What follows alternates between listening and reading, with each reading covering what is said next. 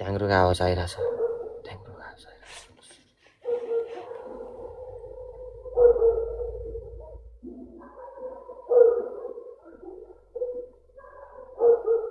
हो ढ्याङ्ग्रोको आवाज आइरहेछ जस्तो बोलेको होइन मैले के सुन्नु भएको छैन र तपाईँहरूले ढ्याङ्ग्रोको आवाज आएको